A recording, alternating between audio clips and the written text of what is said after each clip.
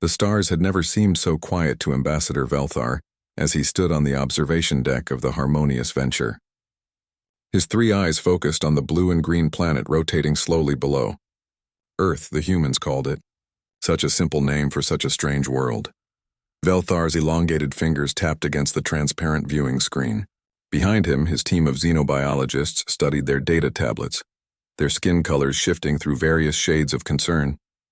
They had been observing this planet for 3 standard cycles now, and the readings remained troubling.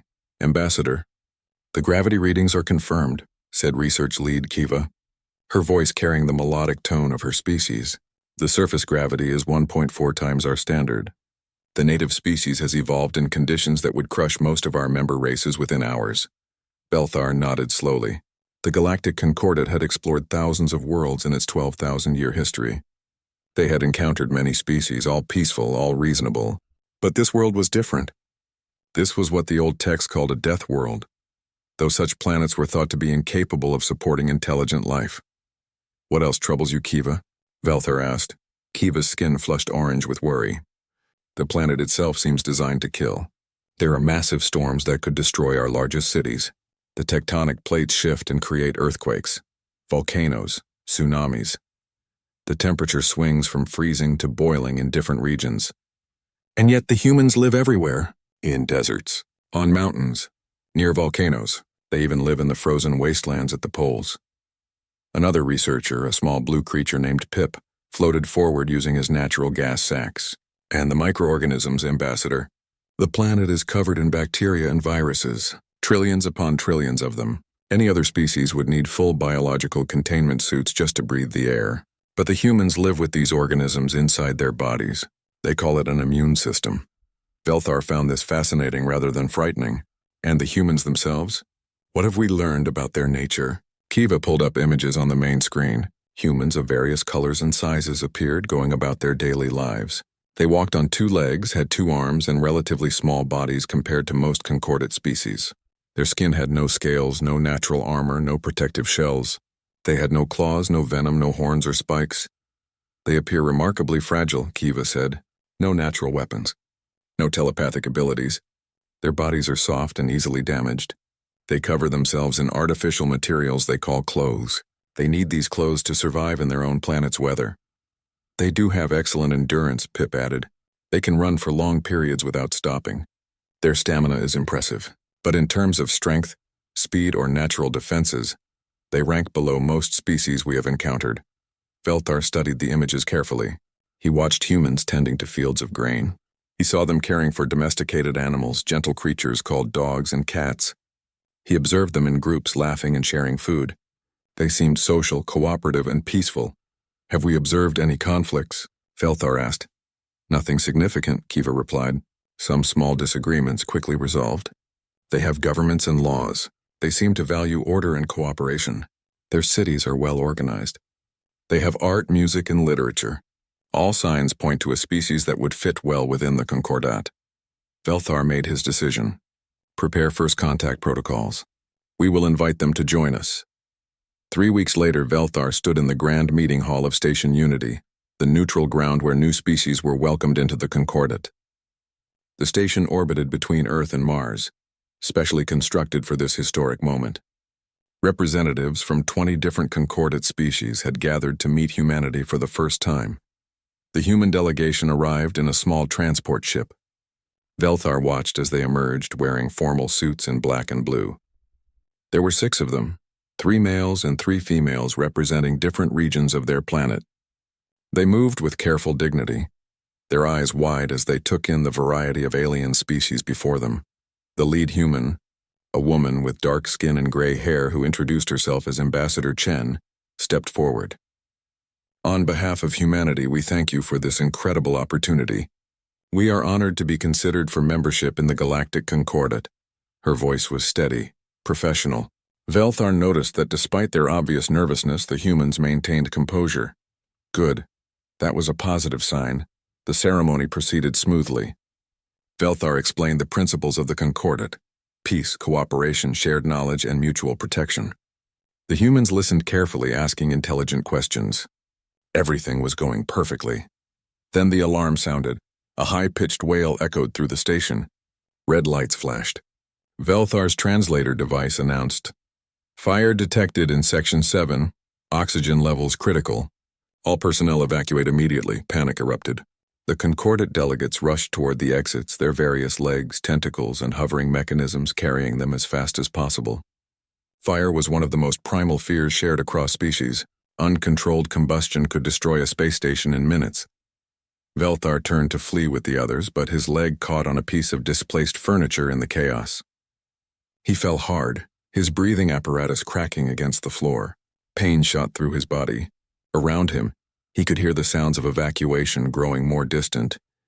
Then he heard different sounds, running footsteps, coming toward him, not away. "Sir, can you hear me?" It was a human voice, male. Young Velthar looked up.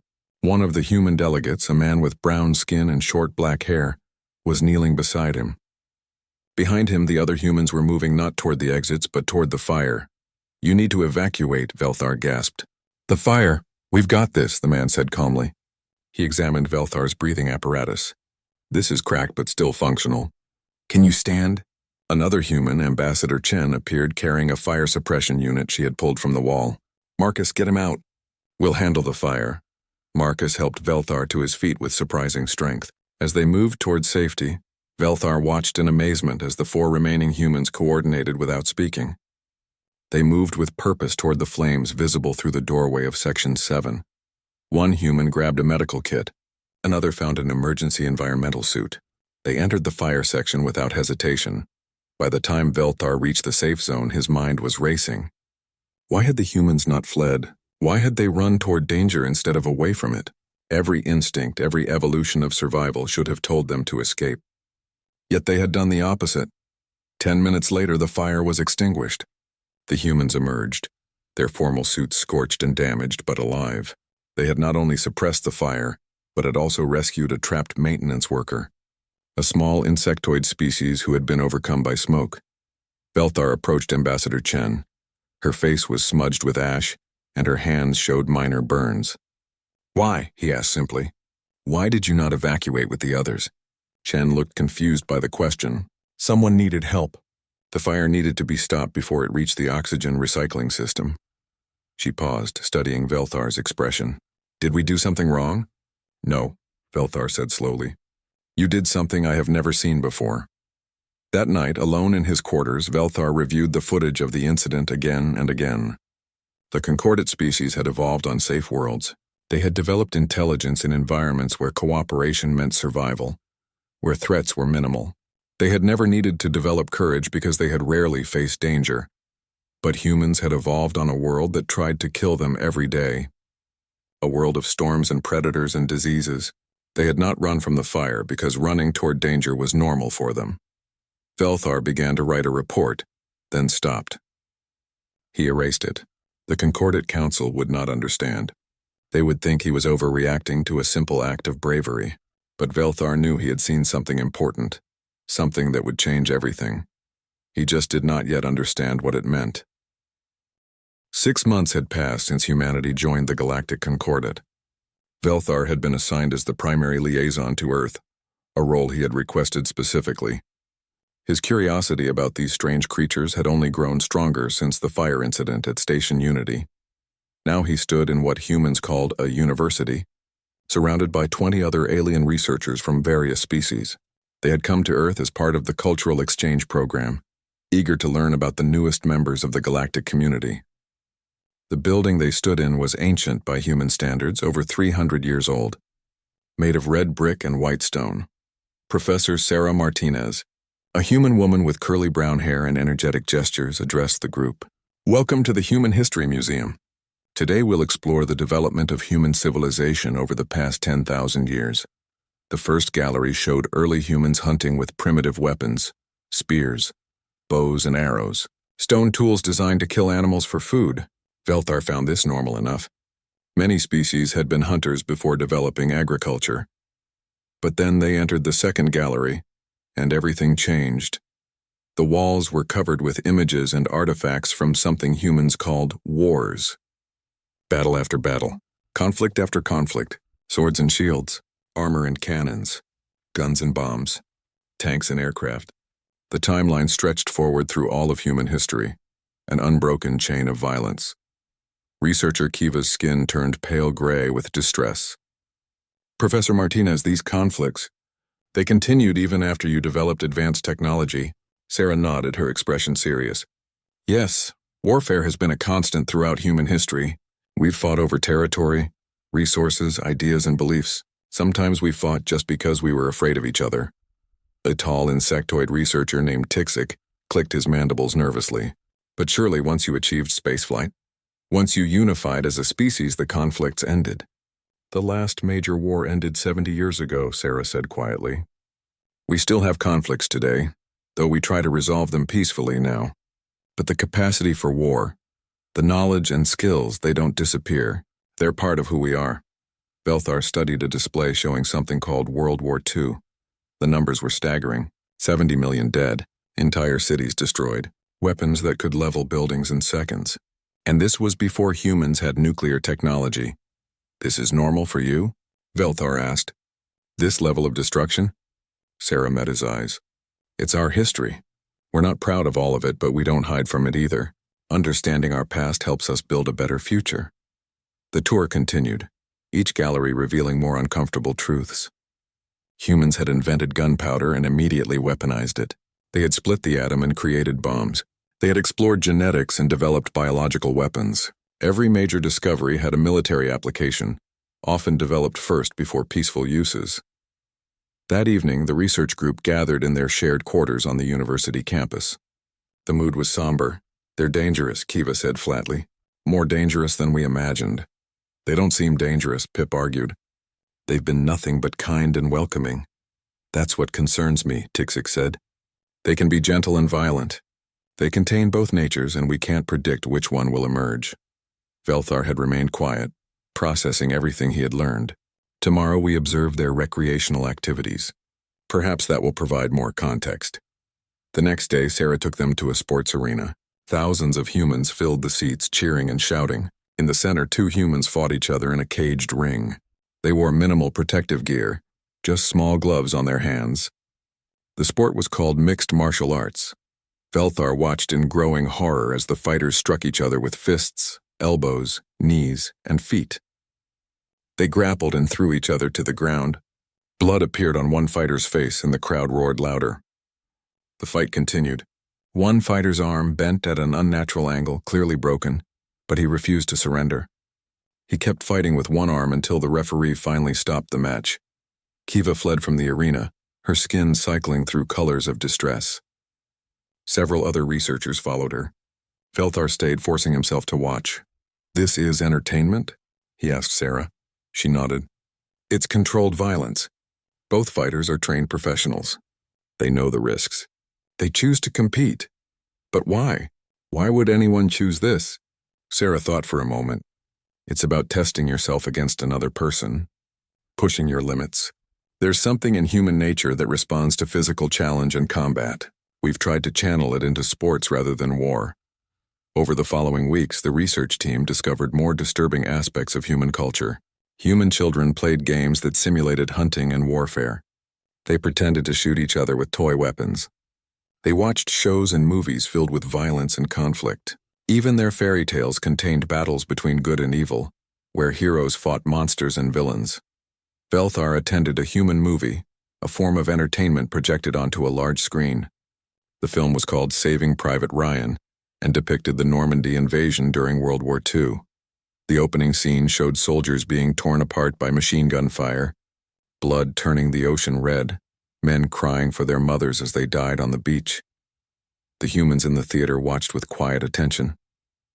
Some wiped tears from their eyes. When the movie ended, they discussed it calmly, analytically. They called it powerful and important. They showed their children these images to teach them about sacrifice and courage. Belthar's research team compiled their findings. The report grew longer each day, more detailed, more concerning.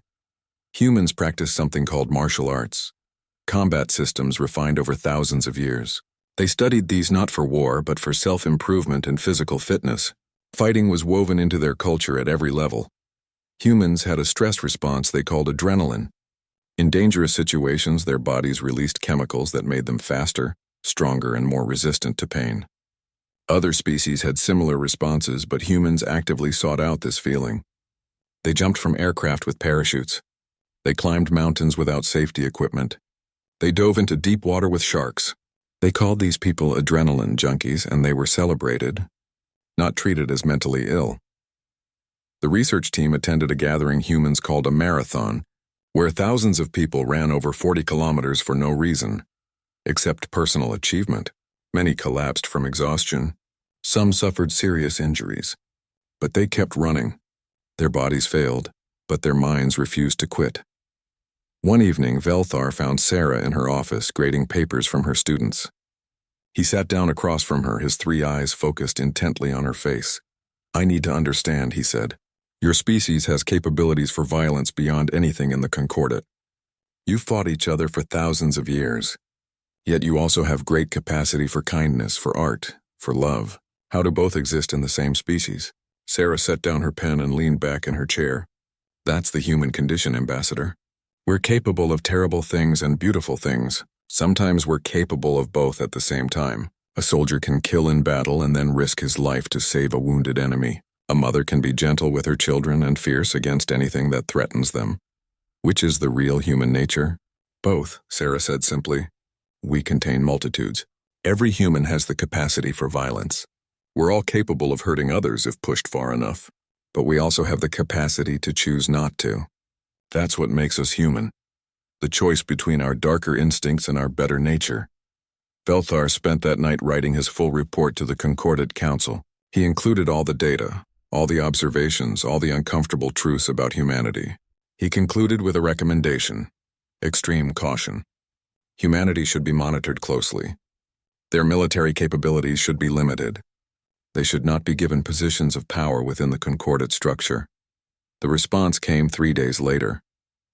The council had reviewed his report and dismissed most of his concerns. Humanity had been peaceful since joining the Concordat.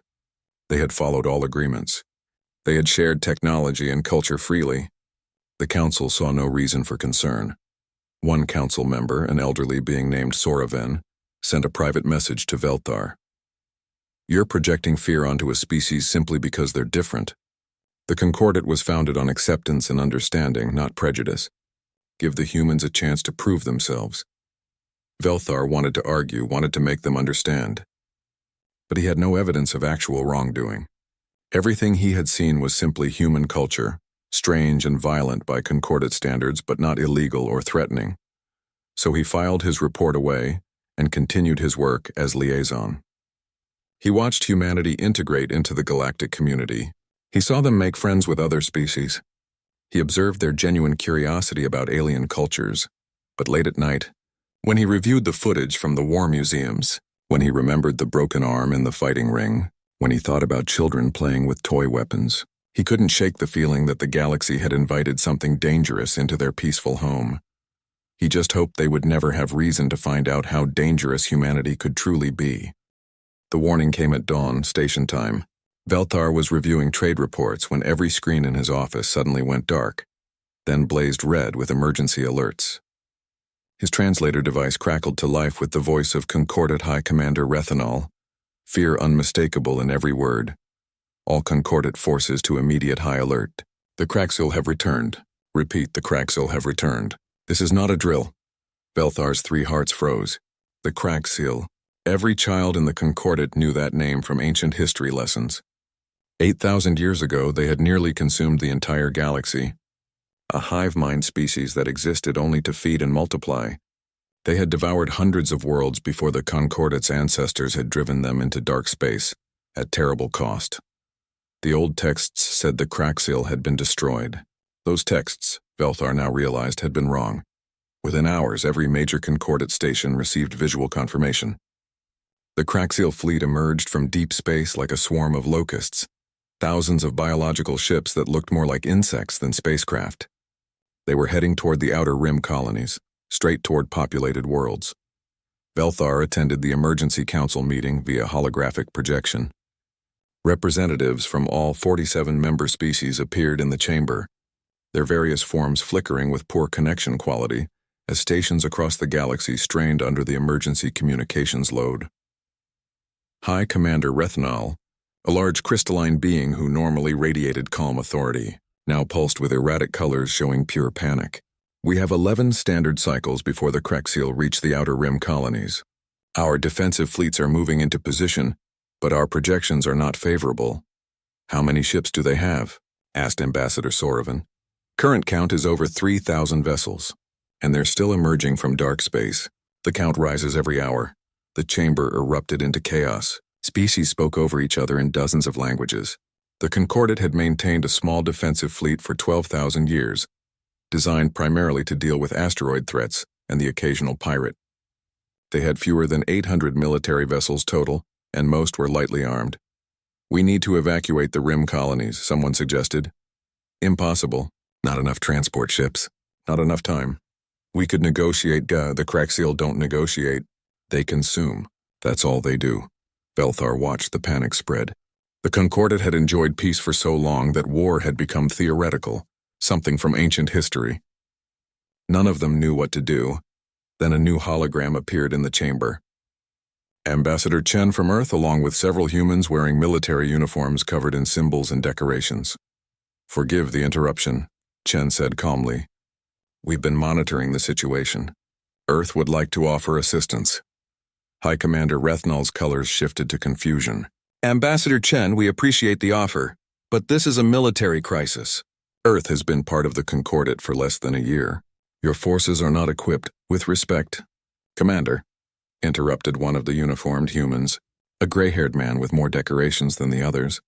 We've spent the last 6 months studying Concordat military, doctrine, and analyzing the historical records of the First Krexil War.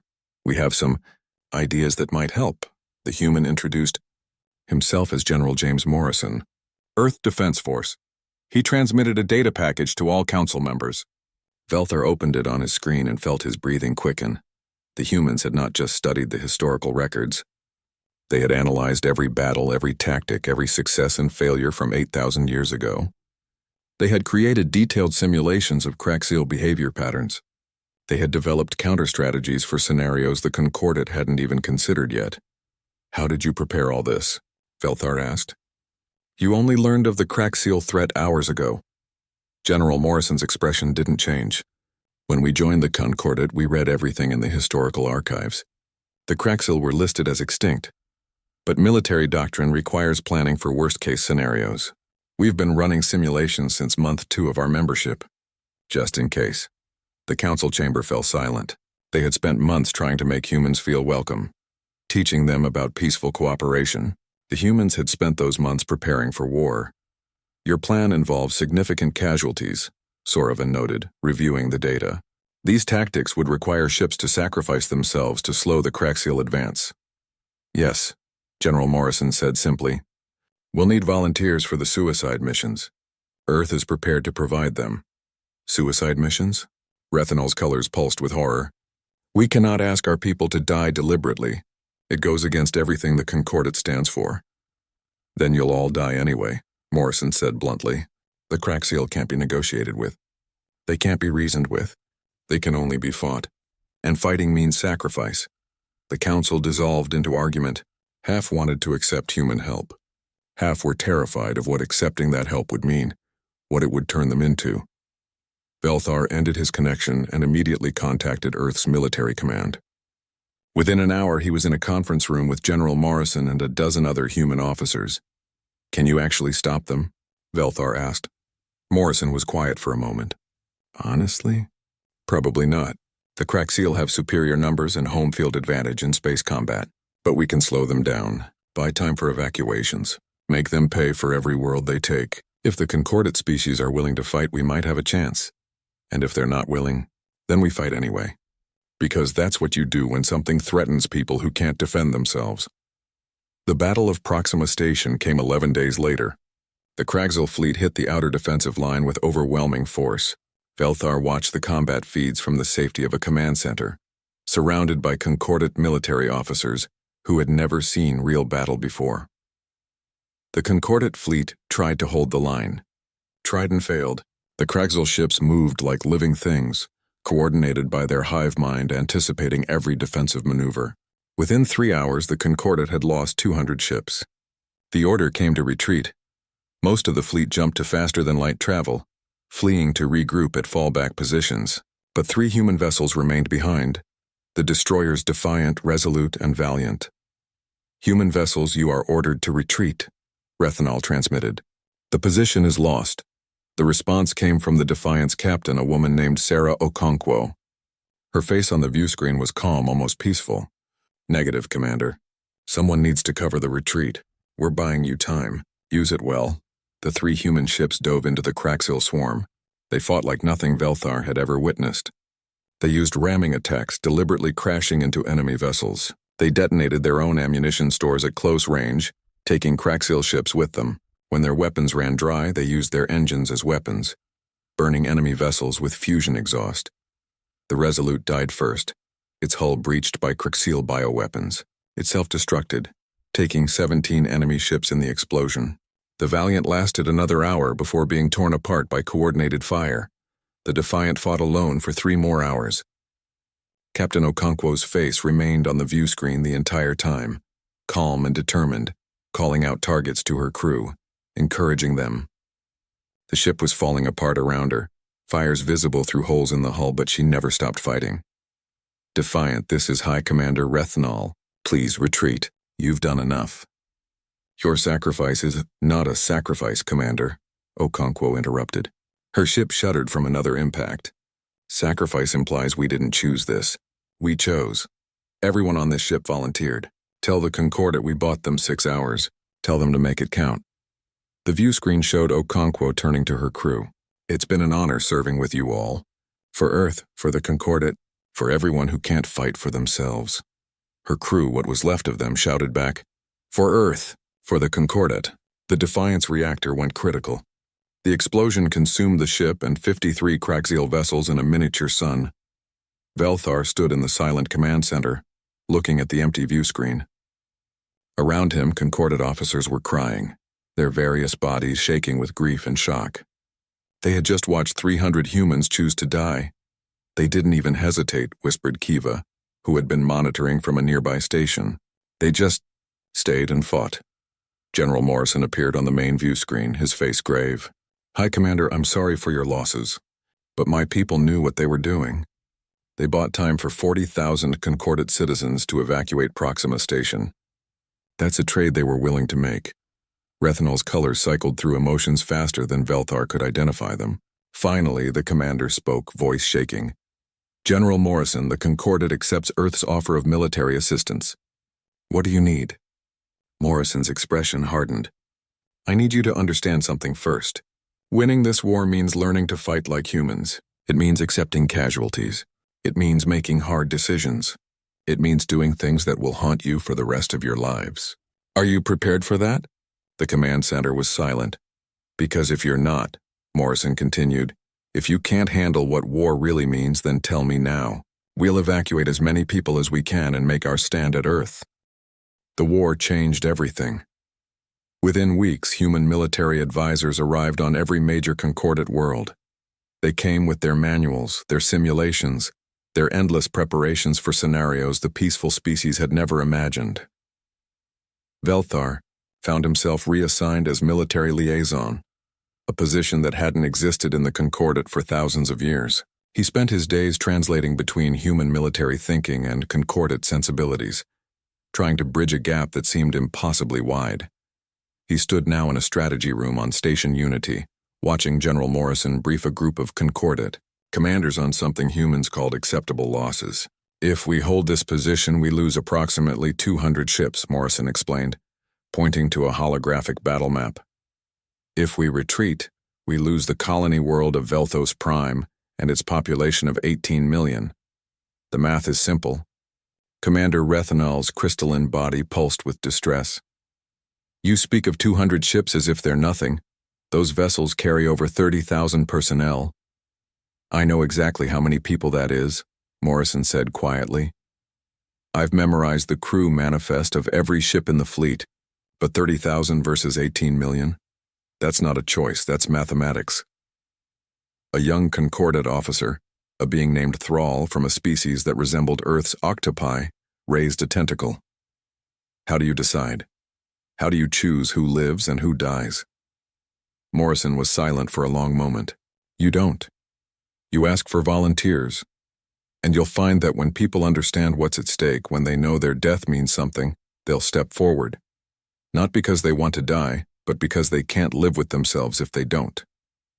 Velthar had watched this conversation happen a dozen times with different Concordat officers. The humans understood something the Concordat species couldn't grasp, that sometimes the only choice was between bad and worse. That survival meant sacrifice. The human military transformation of the Concordat happened in stages. First came the doctrine changes. Concordat vessels had been designed for defense, with heavy shields and minimal weapons. Human engineers helped retrofit them, removing redundant systems to add missile launchers and kinetic weapons. You're making our ships more fragile, protested a Concordat engineer.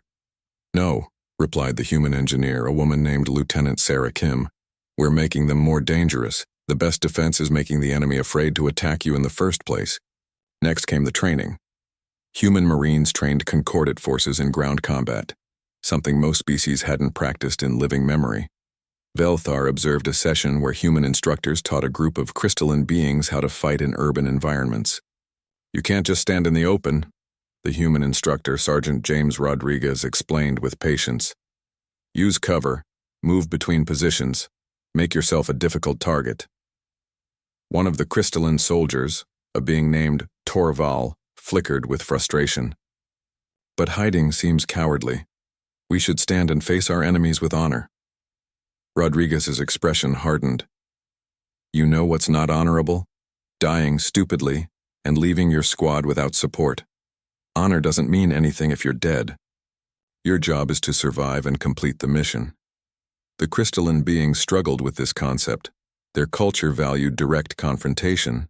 Humans valued winning. But the most shocking changes came in human behavior itself.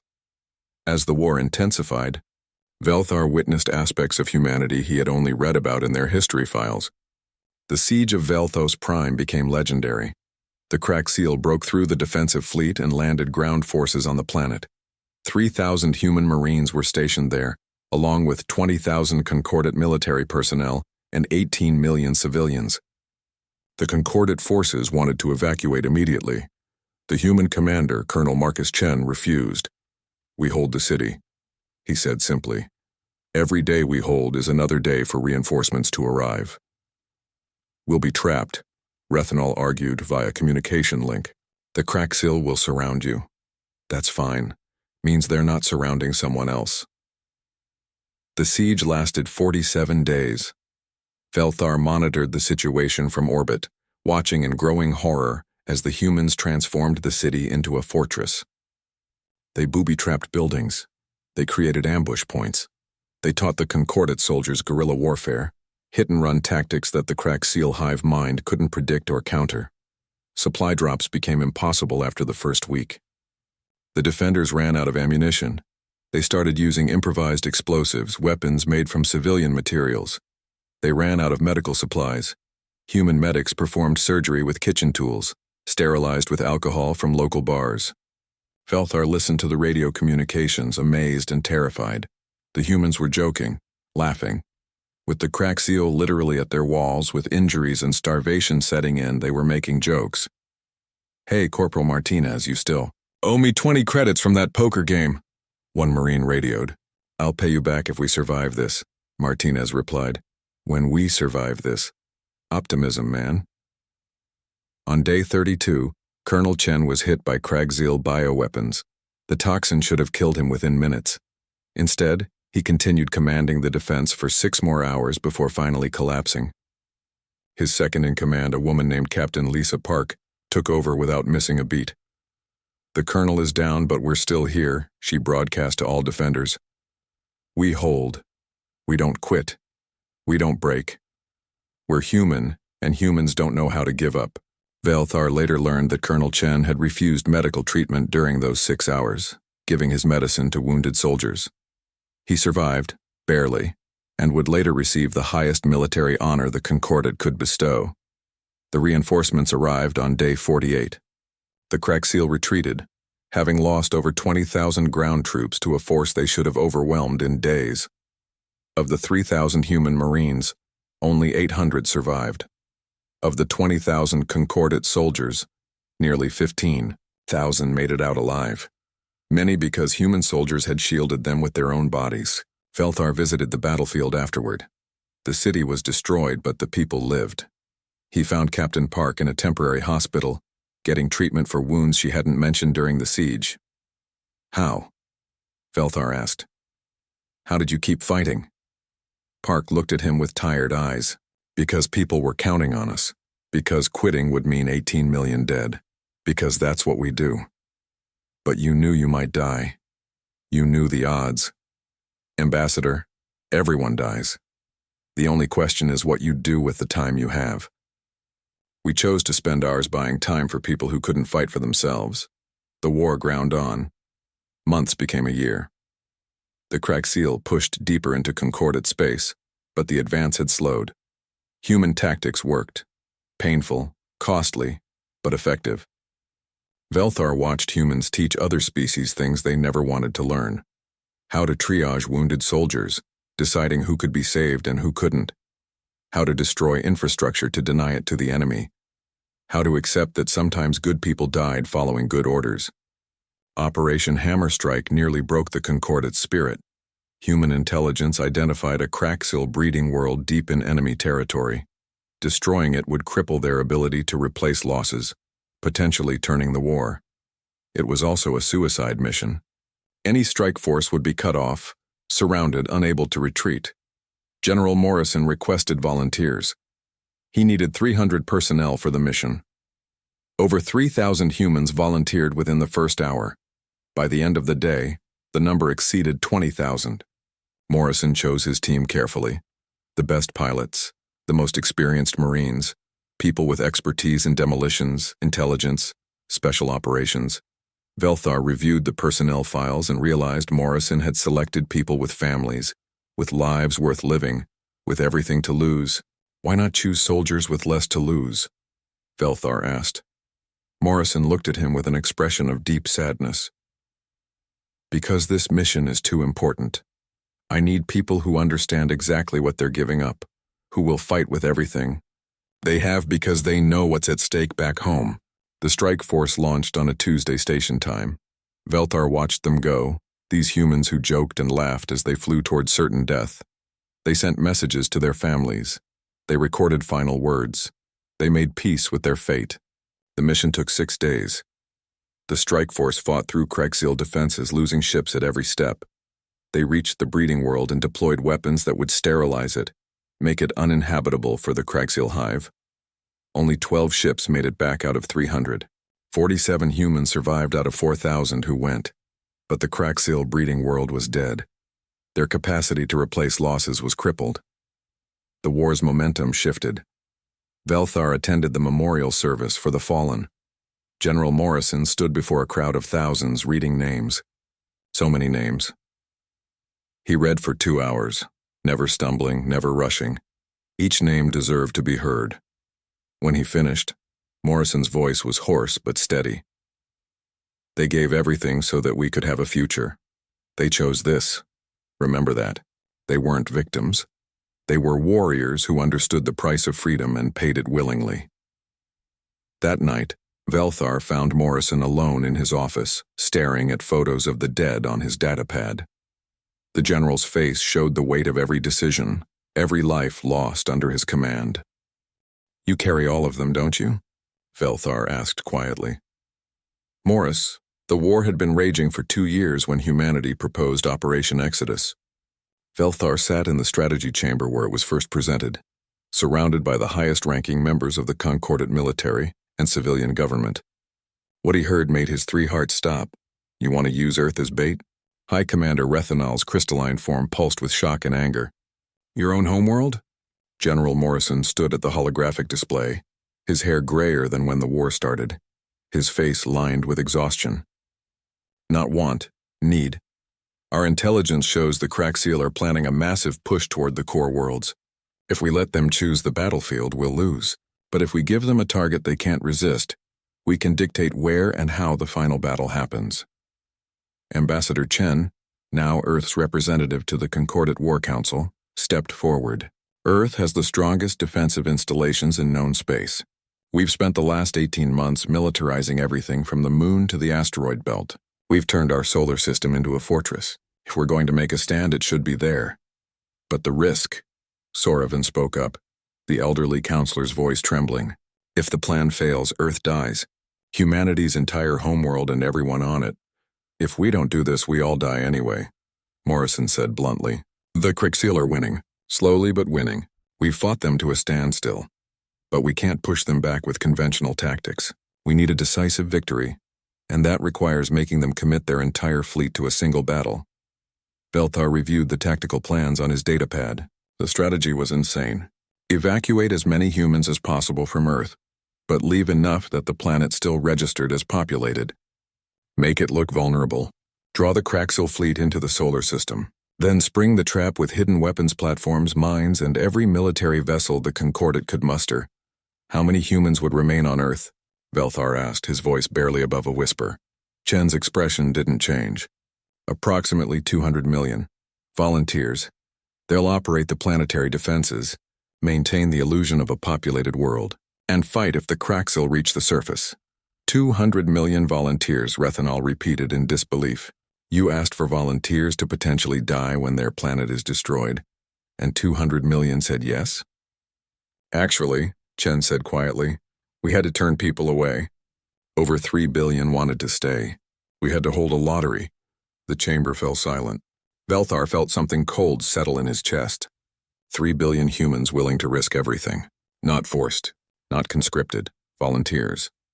The vote took 3 hours of debate. In the end, the Concordat approved Operation Exodus by a narrow margin. Preparations began immediately. Belthar requested assignment to Earth during the operation. He had studied humans for years, had watched them fight and die, but he still didn't fully understand them. If humanity was going to make this sacrifice, he needed to witness it. He arrived on Earth 3 months before the operation was scheduled to begin. The planet was transforming. Massive evacuation ships launched daily, carrying civilians to safe colonies far from the coming battle. But the cities weren't empty. People still filled the streets, living their lives with determined normalcy. Belthar walked through New York City with a human guide, a young soldier named Private Jennifer Lee. The city felt surreal. Children played in parks. Restaurants served meals. People went to work. But overhead, construction crews built weapons platforms. In the harbor, military vessels loaded ammunition. How can they act so normal? Belthar asked. Don't they know what's coming? Jennifer smiled sadly. They know. But what else should they do? Spend their last days panicking? Humans are good at living with fear, Ambassador. We've had practice. He visited one of the lottery winners, an old woman named Mrs. Chen. No relation to the ambassador. She lived in a small apartment filled with photos of family members who had been evacuated to the colonies. Why did you volunteer to stay? Belthar asked. Mrs. Chen poured tea with steady hands. I'm 87 years old, Ambassador. I've lived a good life. But my grandchildren, they're young. They deserve a future. If my staying here means they get to live, then that's an easy choice. You're not afraid? Terrified, she admitted. But fear doesn't change what needs to be done. My husband was a soldier. He taught me that courage isn't the absence of fear. It's doing what's right despite the fear. Belthar met hundreds more volunteers over the following weeks. Teachers, engineers, doctors, farmers, young and old. Some stayed because they were old and saw it as a worthy end. Others stayed because they had critical skills needed for the defense. All of them shared the same quiet determination.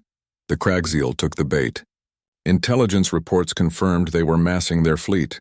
Over 4,000 vessels, the largest force they had assembled since the war began. They were coming for Earth, humanity's heart.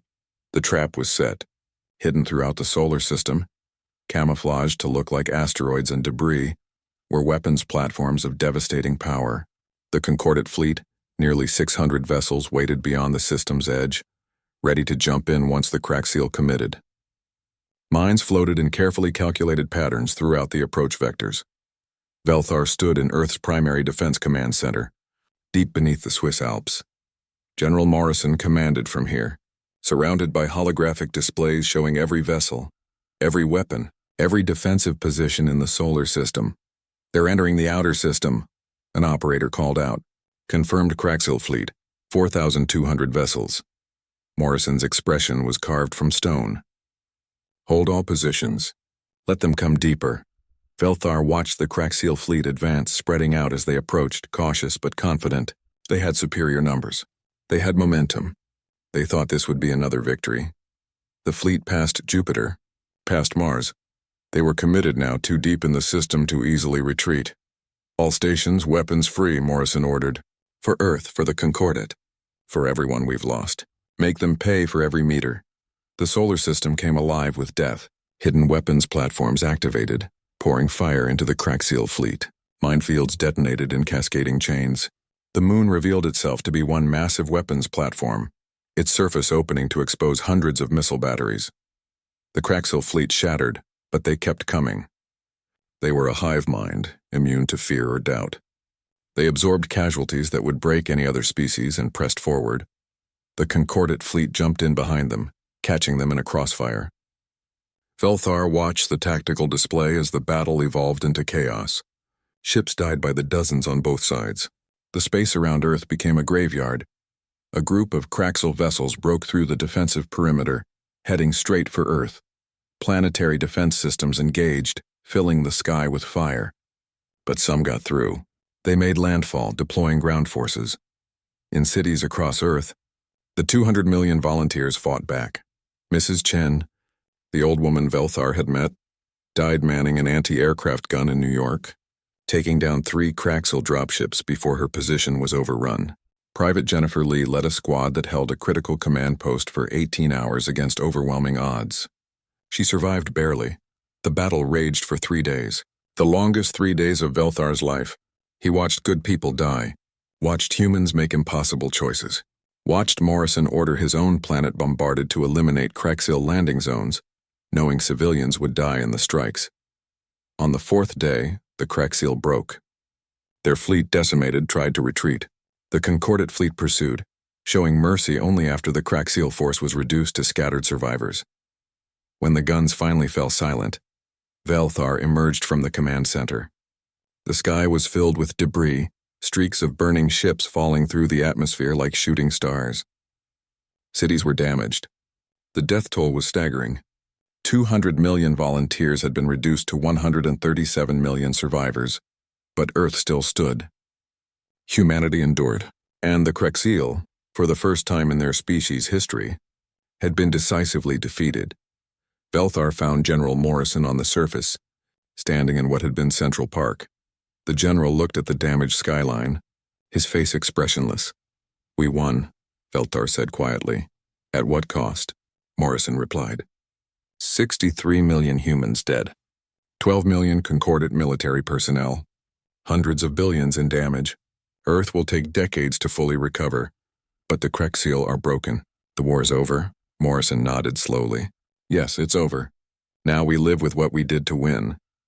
Over the following weeks, the galaxy slowly returned to something resembling normalcy. The Kraxil survivors retreated into dark space, their fleet too damaged to threaten anyone. The Concordat began rebuilding. Velthar attended a memorial service at the ruins of the United Nations building in New York. Humans and aliens stood together, mourning their dead. The names of the fallen scrolled endlessly on displays, too many to read in a single day.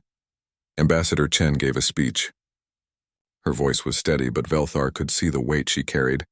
"We gather today not to celebrate war, but to honor those who gave everything for peace.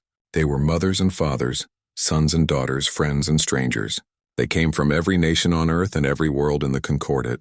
They stow.